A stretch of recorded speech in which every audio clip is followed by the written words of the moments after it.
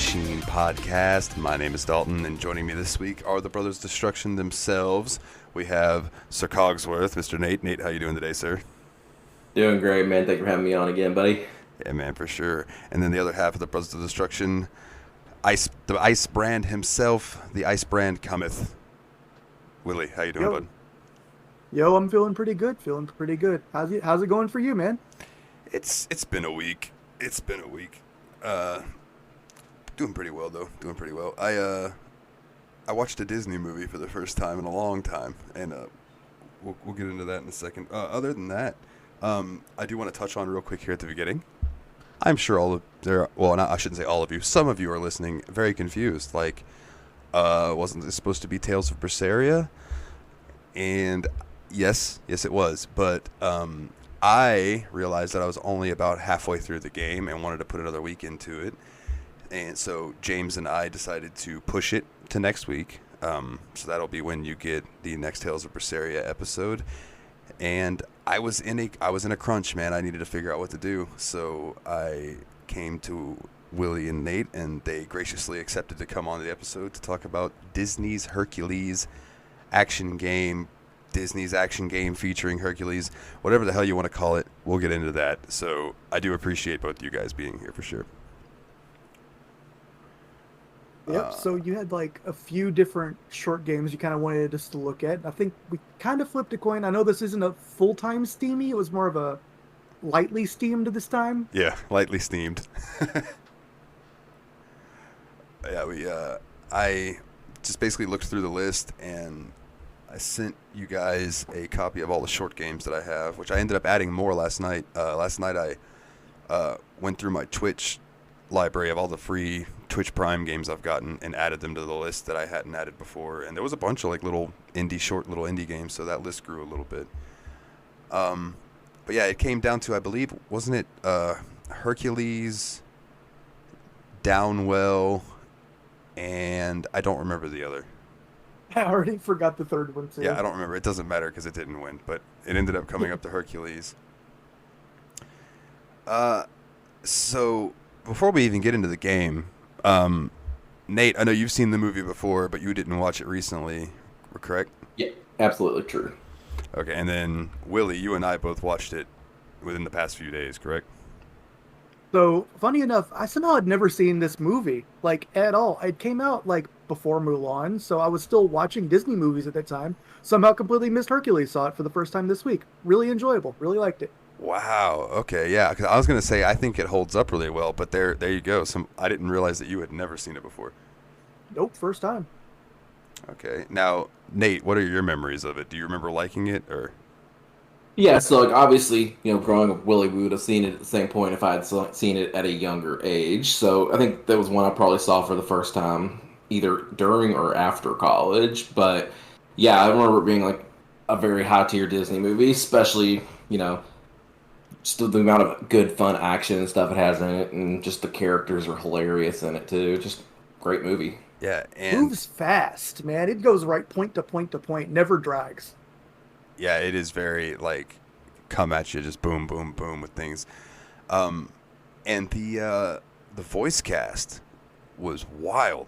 Like Disney had some serious pull back then for doing voice acting. Oh yeah.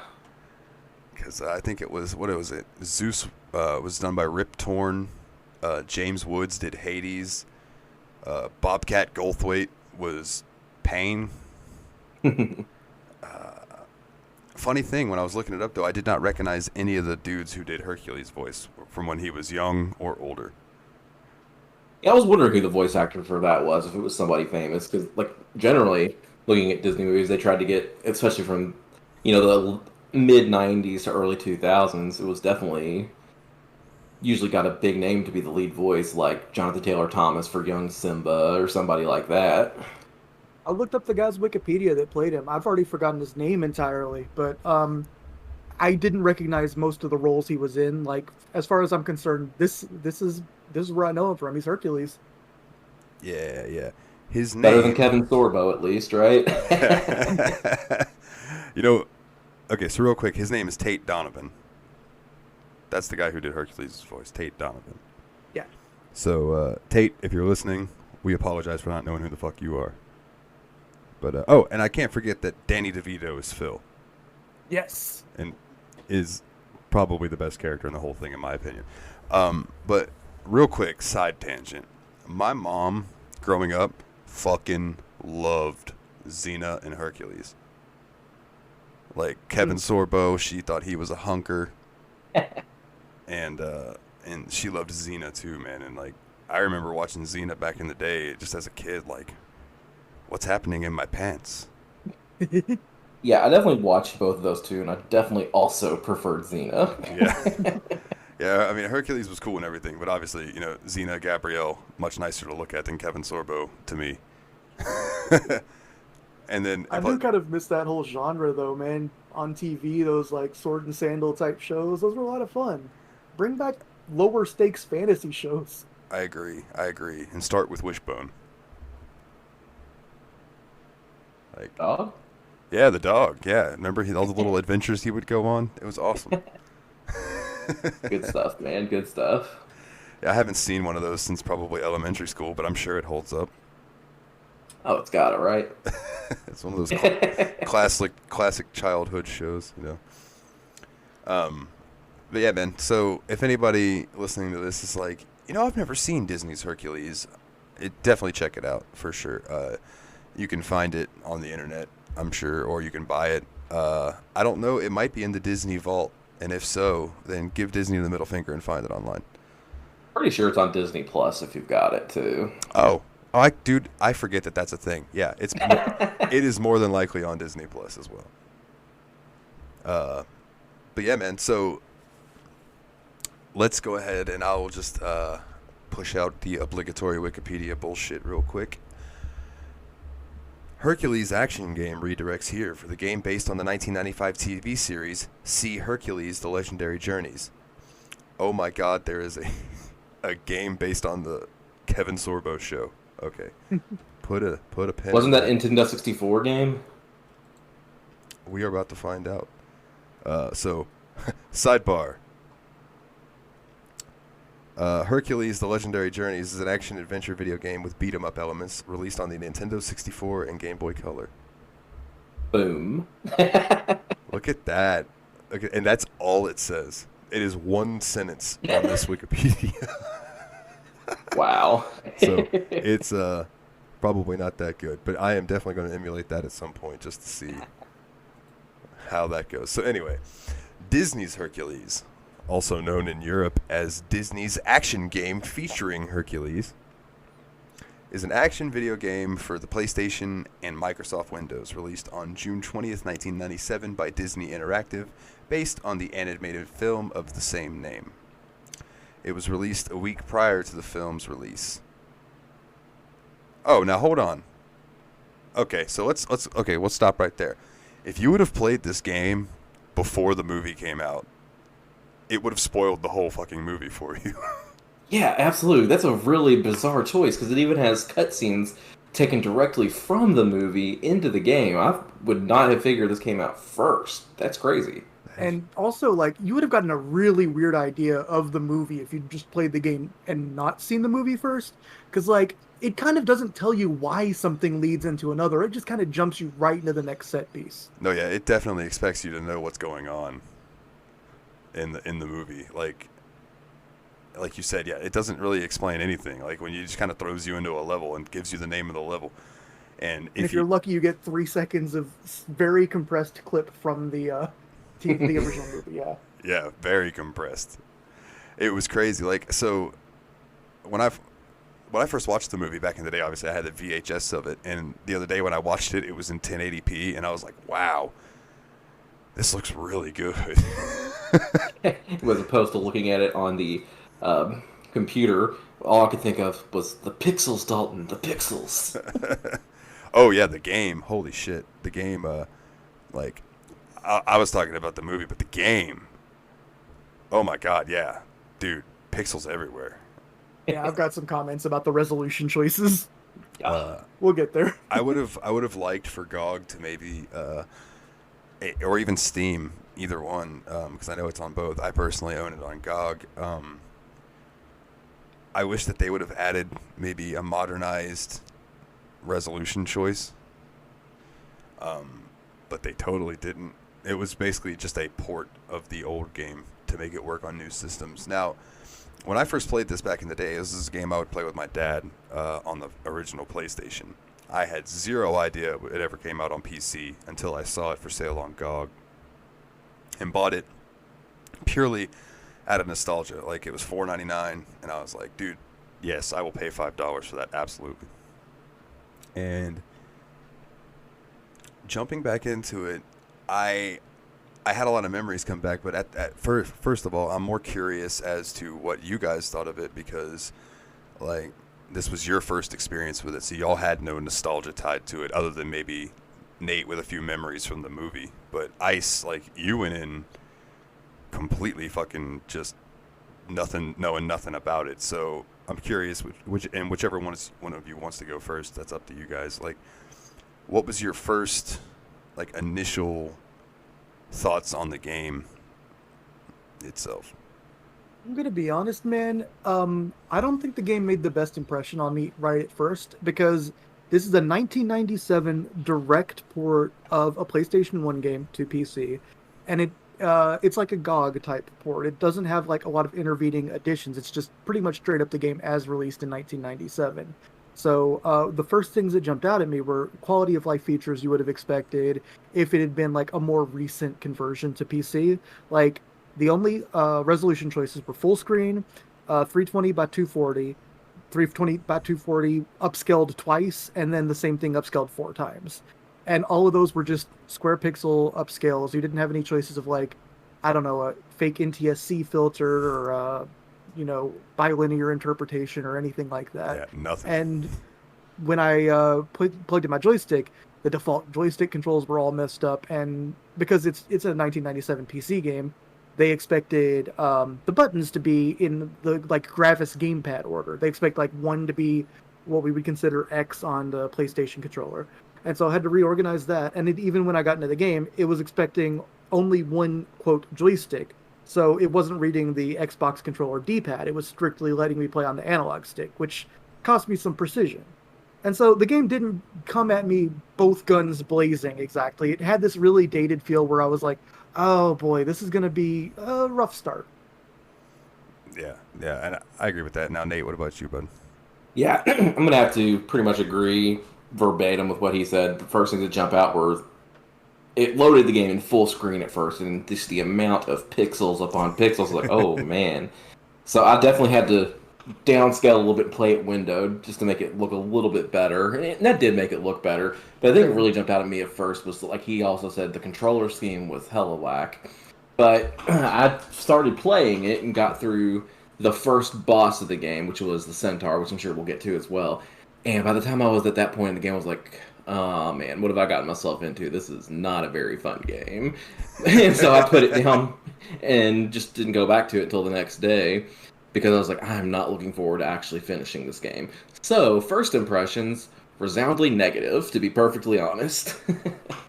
Understandable, because this game is such a fucking hodgepodge of, like, they just wanted to maybe just put a whole bunch of different styles of gaming in here. You know, like, the first level is a 2D, like, side-scrolling level. And then it puts you into a runner, like you just don't stop running. You're just running forward as the land is coming at you. I affectionately dubbed those the Hercules temple run levels. Yeah, there you go. Yeah, exactly, the temple run. That was actually what I was trying to think of, the game, and I'm like, fuck, what is that runner game that temple run. And then it throws you back into another 2D platformer, like, type level, but like, you can go deeper into the level in some points. You know, you had, like, those little pathways, which they don't really explain that to you. They kind of just, well, really, they don't explain shit. Now that I'm thinking about it. The game starts you off with 3 very bad tutorial levels and leaves you thinking it's going to be kind of like an Aladdin-type platforming game with a couple of different things. Like, the Temple Run section I thought was like, okay, so this is going to be like Aladdin with a couple of Lion King elements, but it's not doing either as well so far. Like, I thought that the platforming didn't feel very crisp in the first and third level. I thought it it was hard to like fight people because like it was hard to you couldn't really recognize when you were under attack. Things the bat type enemies or birds or whatever would fly right in, right at you, smack you around before you even knew they were there. There were other monsters that were hard to figure out what their attack range was, or even that they were actually threats until they were already hurting you. And when you get hit, you can get kind of trapped into a hit stun and get like killed because you don't really have a lot of invulnerability frames. So like 3 levels in, I'm thinking, okay, this seems like it's mostly going to be a clunky platformer with a couple of gimmick levels. But then it continues. Go on, Dalton. Yeah, so like okay, so the first level is called your basic DID, damsel in distress, and it's Herc going through his training, and that's where it spawned. Where I promise at some point these are going to be Twitch sound effects on my stream.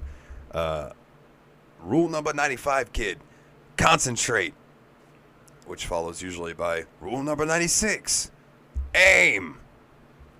Oh yeah, Phil was over there yelling at you the whole time. There's a lot of charm in that. Yeah. Like the sound design in this game is actually like I loved how many little clips they pulled out. The sound design, yes, good. The music design drove me insane. Yeah, MIDI-ized versions of songs from the movie, but almost all of them were "Go to the Distance." But they also looped very freaking awkwardly. Yeah. Like they did not pick a good point in the song to loop it back around. The song ended, and then you get the intro to the song again. And it just keeps going, and it's just like. And some of these levels drag on to where you think, okay, yeah, I can listen to the song 2 times and play through a level. Nah, some of these levels, you were in that level through like 7 or 8 loops of the song, and you're just like, holy god. Yeah, I almost wonder if like they just didn't think to make that a better loop, because it's like they put it in there and maybe somebody meant to edit it to make it loop like it should. But no, it's just, yeah, it literally just takes like a 30-second clip of the song and just plays it, and then it ends, and then there's like 2 seconds of silence, and then it starts over. And yeah, like it's there's not very no there's no like loop back to the beginning of measure 9. It's right back to the intro, note 1 after a couple of seconds of silence. It's quite awkward. But they throw a lot at you in the first level. It's like they're basically preparing you for the rest of the game itself. And there are 3 different difficulties. There's beginner, medium, and Herculean.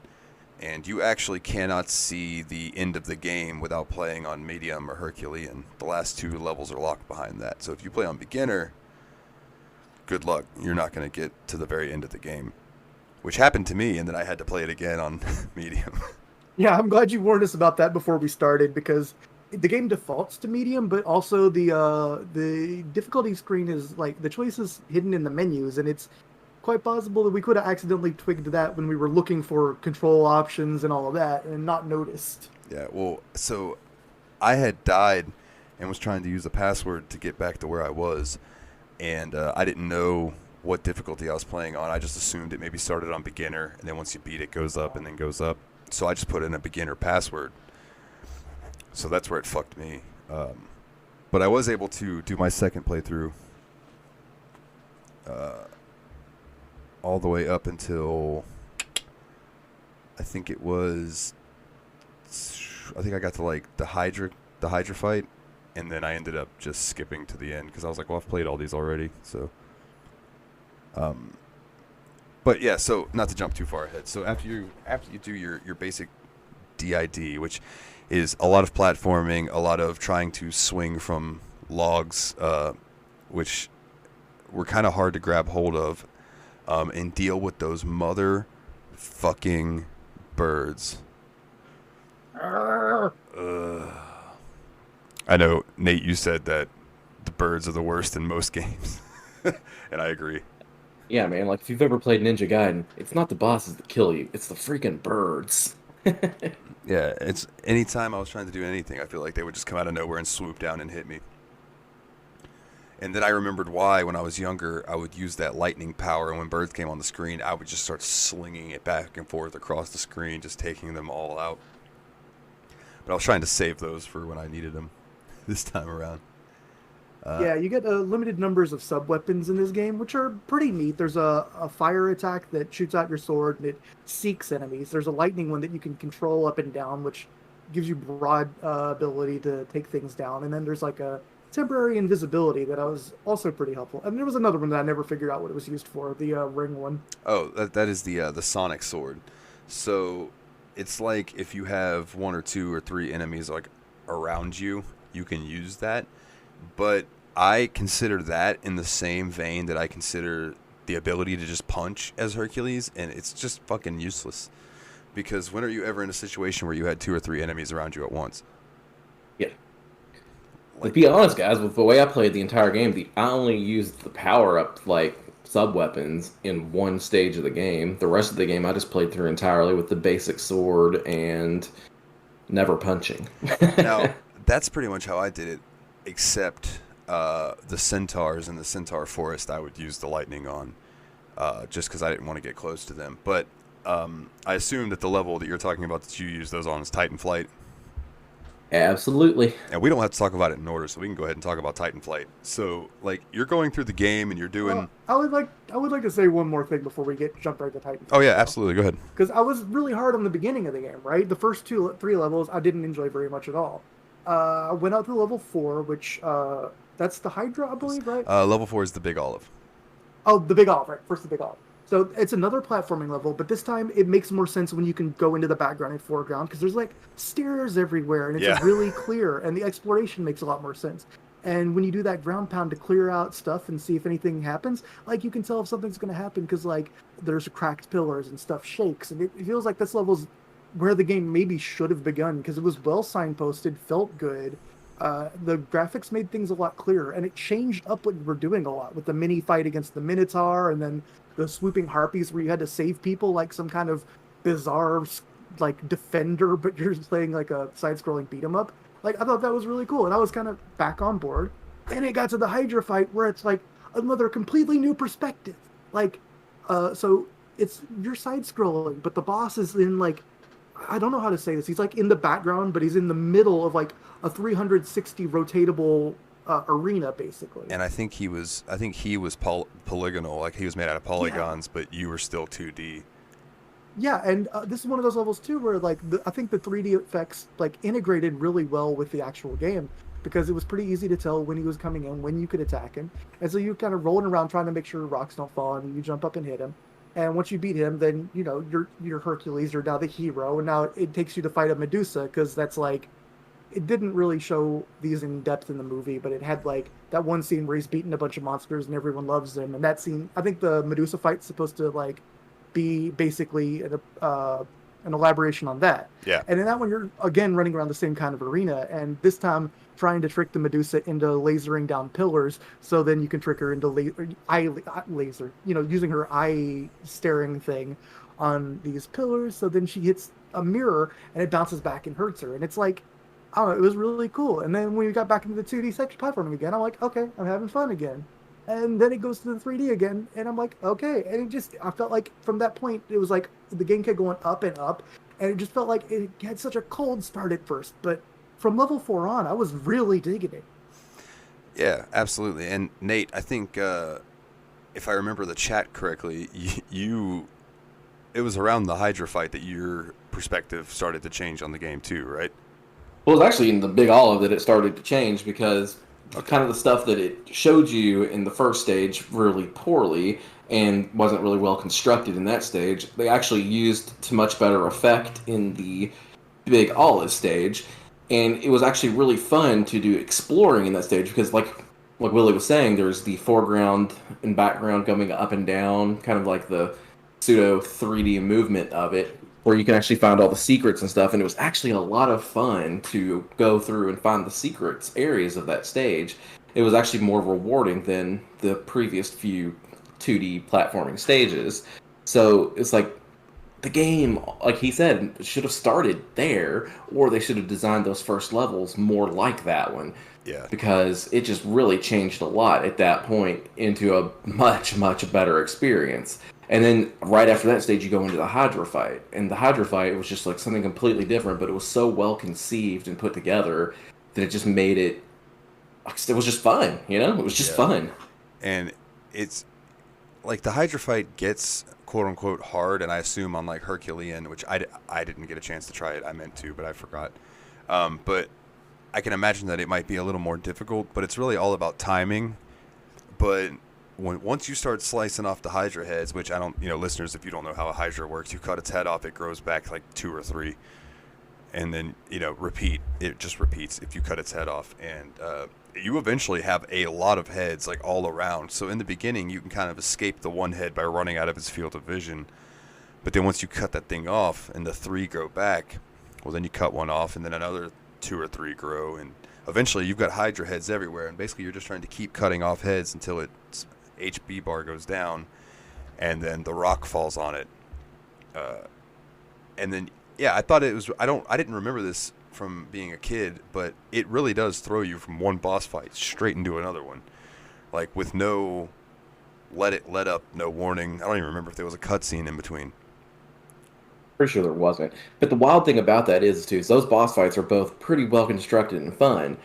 But we didn't really talk about the first boss fight in the game, which was against the Centaur, which was completely awful. It was so unintuitive. What you had to do in that fight was basically avoid the Centaur until he turned around, and then you could jump on his back and ride him for a couple seconds to take off like a third of his health or whatever. So you'd have to like repeat that 3 times, I believe. But it was really unclear. There was no instruction to let you know that. So you just go up there and start swinging your sword at him, and nothing would happen. You would just get lucky one time and jump and land on his back like, hey, how did that work? And eventually figure it out. But that was not a well-designed or well-signposted fight at all. Yeah, I think I even said in the Discord chat, I was like, fuck, I can't remember how to beat this guy. It was in the manual, but I'm the nerd that checks the manual. And even after I did, because it took me like 3 losses to it before I did, I was like, I still couldn't tell when to jump on his back. Because the manual said, ride him. Like, he's a horse, ride him. I'm like, okay, sure. So I would try to jump on him. You can't just jump on him for free. You have to kind of run away from him until he starts to look left, look right, like, where'd you go? Which doesn't feel very heroic and isn't how I remember it happening in the movie either. No, not at all. I actually, so there's like a little ledge that you can jump up on the left. And I ended up cheesing it where I would get him to come over there and I would jump so he would punch that rock. And then I would jump again over him. But I would stay in the air long enough that he would turn around to face where I was jumping. And then I would still be in the air and I would redirect. And I would land like where he's at and then scoop behind him because there was no collision between the two of you. And every time he would be like, oh, where'd he go? Where'd he go? And at that point, Nate had reminded me to jump on his back. So... yeah, he was easy peasy, but yeah, a terrible fucking boss fight. And it was also one of those boss fights that's in the actual level proper, meaning if you lose the fight, you go back a little way, and if you lose all 3 times and you continue or whatever, there's not a continue at the fight. You have to go all the way through the level again, which was not a level I was very fond of because I didn't feel like the tracks that marked when you could go forward and back were well labeled.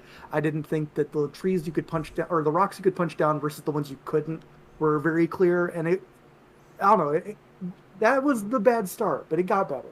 Yeah. Yeah, and that's like why, like after the first time I beat the Centaur, I was like, I'm done with this for now. Because it was like, I was worried that was going to be the entire game. Oh man, speaking of continues and passwords and stuff, I gotta say, this game has a really awkward system for continues and passwords. So I think the way all 3 of us played it is we just looked up a password chart and like used that to continue if we died. Because I beat it without having to continue. Well, you suck. Anyway. We got a badass. But you only get to continue if you find all the Hercules letters in a level. That's how you earn a continue. And man, they are well hidden. I don't think I single one time found every Hercules letter. I got all but one twice, and I didn't know what they did at all. So I was like, man, I want to know what happens when you get them all. Well, now I know. So thank you. Yeah, you got to continue. I was wondering. If you find 4 of the big jars, that's how you get. You get the password. Yeah. It's strange too, because I get that the password system is 4 jars, so I guess that makes sense. But like the little guy icon, you would expect to be a 1-up, but that's make your max HP more. And then the little jar, which you would think is not as good as a big jar, is the actual 1-up. So I don't know. Strange choices. Hercules.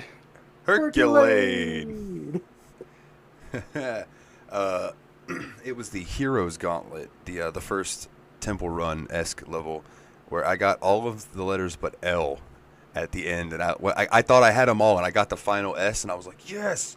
And then I looked, and the L wasn't there, and I was like, where the fuck did I miss that? Where was it? I swear I saw every letter. But who the fuck knows? Who knows? But yeah, they did really well at hiding stuff in this game. Like there are some spots that like you wouldn't think there would just be something to go look for, but then you might have to stomp the ground, and then you break through, and there's a letter and a pot and a bunch of the little coins that you collected, which I guess the coins were just there to have something to collect because they did nothing that I could notice. Literally just score at the end of the level. If you got enough, he would call you a hero or some other zero. rank. But man, when you the Big Olive especially was such a great level to hide stuff in, because not only did that use the back and forth 3D-ish element and the hidden stomping, like you said, they did a great job with the verticality too, because you had all the little swinging jump pegs you could jump off of that would take you up onto rooftops and stuff. And yeah. I don't know, I thought it did a great job of hiding stuff in clever places and made it feel like a huge level to explore. Yeah, and that's like what made me start actually getting excited for the game, because that was the first level that I had collected all the letters except for one, and I had even thought about going backwards in the level to try to find that last letter, because I was actually realized, hey, I'm having a good time playing this game now.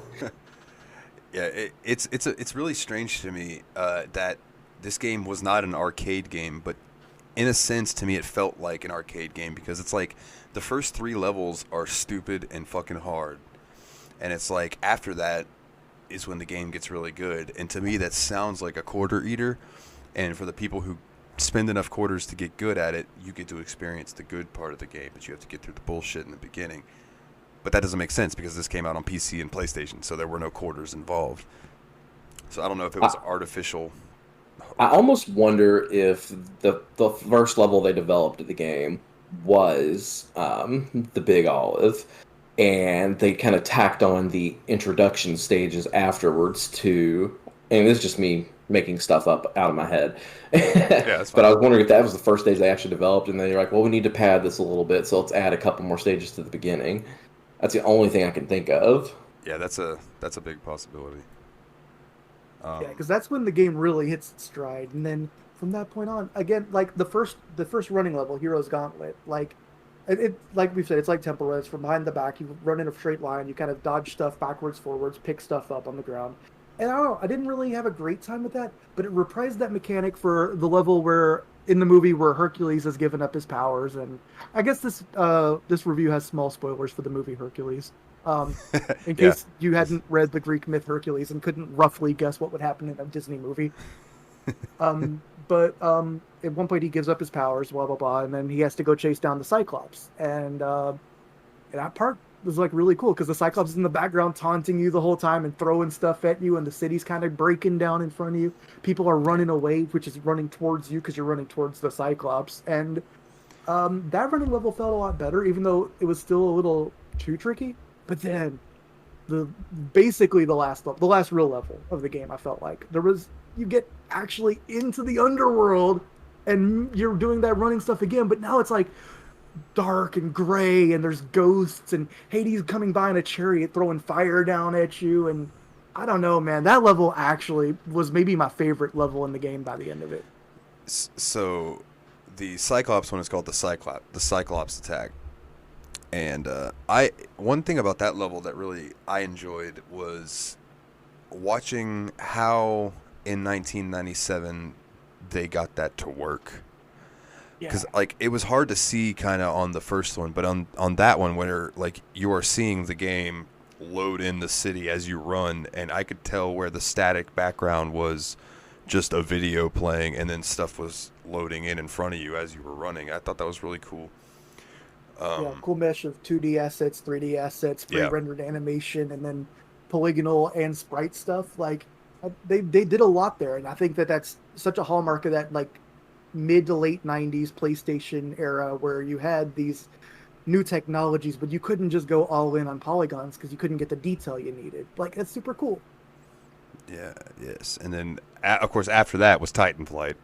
So now we've gotten to Titanflight. This was the outlier to me. This is the one weird fucking level to me because you don't really experience anything like this beforehand that I remember. And then all of a sudden you're in this side-scrolling.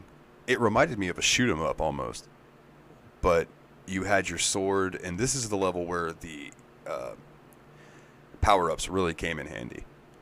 Yup. Yeah, so all of a sudden it looks like you hop on the Pegasus and it's this like Gradius type thing where you're flying sideways and the bat monsters that or bird monsters that used to be annoyingly swooping down at you are now moving in like wavy patterns like in those old shmup games, and you're picking up power-ups and trying to get through waves of them, and then every now and then there's a new Titan in the background throwing all these elemental effects at you, and the music in that section was actually sweeping, and you're flying through the clouds, and everything hit really hard on that level, and I really felt like that was like a white knuckle like adventure. Like I felt like a hero doing that. Yeah, like that level, like once you start to get the hang of it and we're able to do the flying and you've realized which power-ups you should be using for which section, it just felt really good putting that all together. And then like once you're getting towards the end of the level, you start seeing like where all the gods are like planted to the ground and trapped, and you can like go down there and free Dionysus, free Athena, and at the end you freed Zeus. And it just was a really cool level all in all. And that's like that little touch where you started freeing all the gods at the end. Yeah, and in the movie that would be represented by when he flies up there after Hades is taken over, and the Titans are out and all of that, and you got to and throughout that level you were also dealing with the Titans in the background who are throwing shit at you. Like there's the ice guy who's throwing the ice spikes and stuff as you're trying to attack these birds and maneuver away from the ice spikes. There's big lava homeboy. I don't remember what the wind guy did. I think maybe he was just shooting debris, maybe.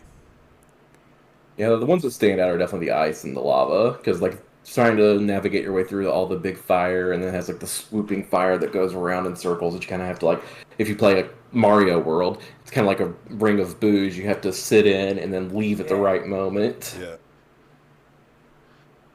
Yeah, I loved that part. That the little fire ring that was like around you was so cool. And then like the ice, because it's like you wanted to use the lightning for most of it, but in this level you can't aim the lightning. It only goes straight in front of you like a laser in a shoot 'em up. So like you had to switch to your sword to kind of keep lightning from raining on or ice from raining on your head. Like I don't know, man. I felt like I was doing a lot, and it made me feel like I was cool and heroic. Yeah, for sure. And it was a really cool level, but that's why I was saying at the beginning that this game is such a hodgepodge, because there's so many different styles of game in it.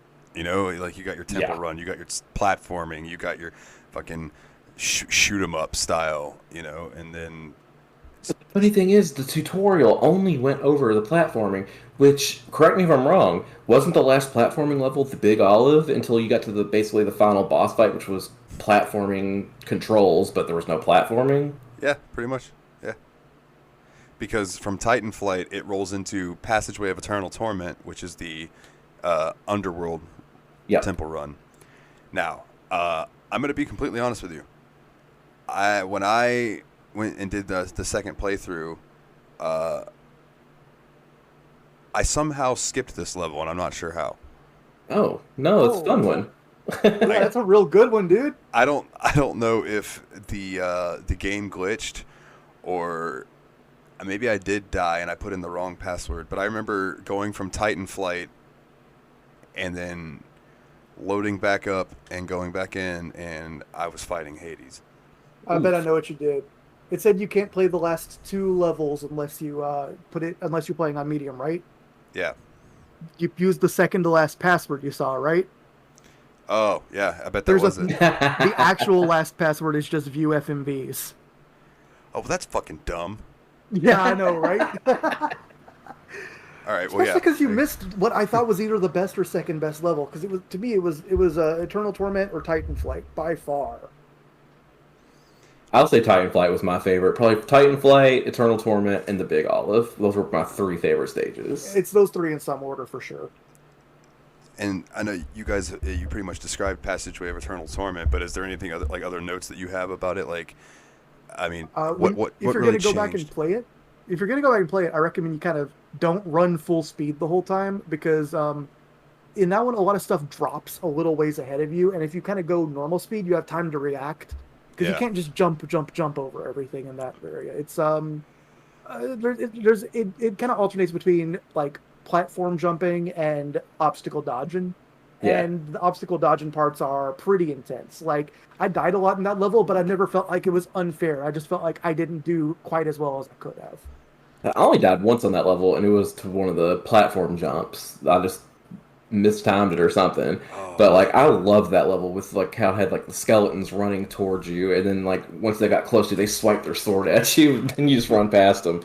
Just some of the animations in that level were really well done. Oh, cool, man. Yeah, I'll have to go back and check it out because it. I know it's not long, and it's like, how did I miss that one fucking level out of all these? Uh, which that leads to the final fight of the game, which is a boss fight. Which honestly, I didn't think Hades was that hard at all. Oh, he was super easy, man. If you just like got him into a stun lock type situation where you just swung your sword, he couldn't attack back. So if you just kept up with him as he moved and just kept hitting him with the sword, he was basically pathetic. I lost my first life against him because the game had trained me to think of boss fights as puzzle fights. That one is not one. You just jump up and hit him with sword, and jump up and hit him with sword. He flies away and shoots a little homing shot at you every now and then, and there's like stage hazards to dodge, but he actually isn't. He himself doesn't fight back. He doesn't have a hurt box on you. If you just keep hitting him, he pretty much is helpless. Yeah, that's basically my experience with it was I died once from the hazards in the level, but he himself actually he was Yeah. pretty fucking easy. Go ahead, Nate. I would say much easier than the final boss of the video game Hades. Yeah, I haven't even gotten to that. Like when it comes to Hades, bro, I got to the dude in the Minotaur and Yeah. could not beat them for the life of me. Pretty tough fight, man. And that's one thing, like, when I was playing Hades, and this is kind of like an aside, got really into Hades there for a minute, like everybody else did. Yeah. And so what it made me think of was the Disney movie. So I went back and looked up all the Disney representations of all the gods that were in the video game Hades as well. It was just so funny looking at the different representations between that game and the Disney movie. Oh yeah, because in Hades, like, was it Narcissus? Is Narcissus in Dionysus. Oh, is it Dionysus? Yeah. Like, they all look so like sexualized or just like ripped and brutal, and then like in Hercules, they just look like Dionysus is Disney just characters. a little purple dude. Yeah. I thought Yeah. Athena looks pretty fierce in the Hercules movie, to be honest. Wouldn't Yeah. mess with her. Yeah, Athena. Yeah, she's bad. And then Ares, that was funny. They kind of made him short and fat. But yeah. Honestly, let's see. If I had to give Hercules a ranking, I'd give it like 7. I'd give it a 7 out of 10. Hercules. I think it's a very good, for being a licensed game. It's pretty good. I think that's the key to it. For a licensed game, yeah, it's pretty good. It's not the best licensed game ever made, but it is really fun once you get past those first few stages. So there were about 10 stages and about 3 of them sucked. So 7 out of 10 sounds about right to me. Yeah. Oh, go ahead, Ice. I was just gonna say, if the game had started, or if the game had finished like it started with kind of clunky platforming, kind of hard to tell what you're supposed to be doing, and all that, this would possibly be a 4 or a 5. But I'm actually up to a 7 with you guys. 7 Hercules out of X. Yes, the Roman numeral. Oh shit, we should have done VII out of X. And someone's going to get on me and say, this is a Greek, not Roman. That Roman numeral joke is also in the movie. You can't say anything about him. One of them says, somebody call IXII. I'm as anachronistic as the movie. Get at me. The sad part is I didn't even pick up on it until you mentioned it because I'm that dumb person. So going back to the movie, like watching it as being older, there was some things in that movie that went over my head as a kid. Like in the beginning, the very beginning of the movie, the chubby lady who as one of the muses is talking about, oh, that Hercules is a hunk. I'd like to get him alone, and then the girl cuts her off and starts talking about something else. And I was like, oh, yeah, she wants some of that hero dick. I think my favorite over the heads of the kids references when I watched the movie was definitely Meg and Hercules go to see a play, and Hercules like, thanks for showing me that Oedipus thing. Man, I thought I had problems. Oh yeah, man, I thought I had yeah. Yeah, when I heard that, I was like, oh, that's good. Now that I know what Oedipus is, like, like, that's good. And then there was another one too where I didn't get the sexual overtones of the scene where Meg is trying to seduce Hercules. Mm. As a kid, I just thought she was being, I don't know. But now I get more of the context of what she was trying to get at. And it was pretty funny. To me, it's like a lot of Disney movies have those types of little nods, and I think they're there for the parents.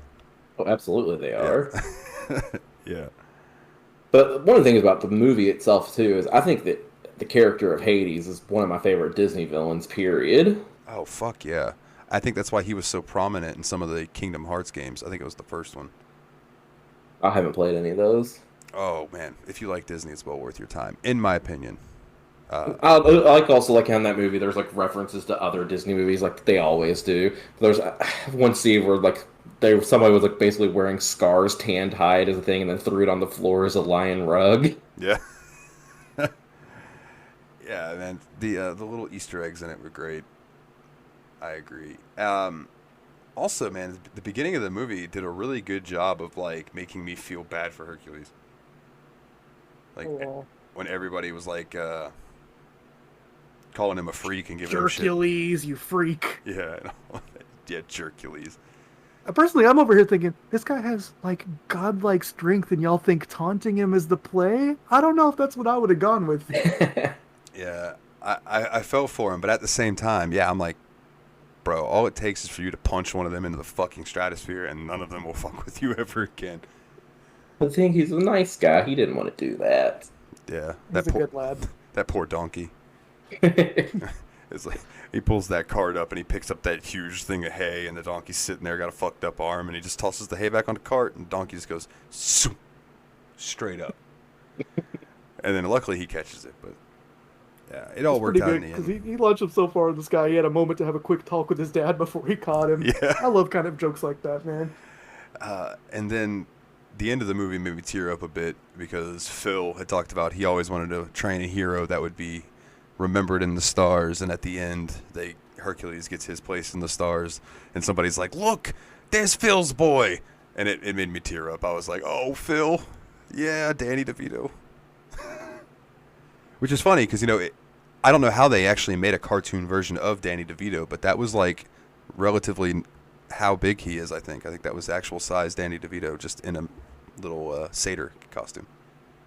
We need to give Danny DeVito a break, though. Seriously, how come even when he's doing character voice acting, they still make him the short little dumpy dude? Yeah, dude, always. It's like I've never seen anything where like, in fact, now I want to like animate a movie where the biggest character in the whole thing is voiced by Danny DeVito. Hercules too, but now Hercules is Danny DeVito. Yes, exactly. And they bring back that dude whose name I have already forgotten since the beginning of the episode. Tate Donovan. Yeah, Tate, and make him Phil. You apologized to him 45 minutes ago, Dalton. Yeah. That was a long time ago. Not really.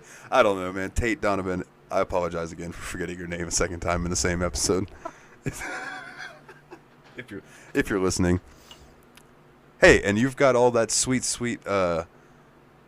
voiceover money, you should join the Patreon.